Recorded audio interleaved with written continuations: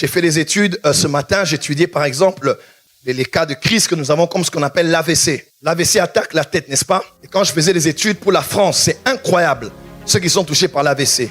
Dans les îles, c'est incroyable, notamment en Martinique. Une jeune fille de 16 ans, AVC. Un jeune de 32 ans, AVC, bloqué ici, jusque-là. AVC. Parce que des jeunes ont des problèmes, des vieux de 75 ans, de 80 ans. Tu vas avoir une petite fille de 19 ans, mais elle gère 4 papas. 4 papas. Elle a des enfants avec chacun d'entre eux. Et elle est enceinte maintenant de quelqu'un qu'elle ne sait pas si c'est. Et tout ça, c'est la tête. Et tu vois, ce sont les esprits, j'en parlerai jeudi. Ce sont les esprits des eaux. Dans le monde spirituel, quand on veut t'abattre ou te faire tomber, on attaque ta tête. Quand Goliath se lève au nom de ses dieux, dans la spiritualité de ses dieux, il regarde le petit David, il dit, ta tête là, je vais la couper. Ça n'a rien de logique.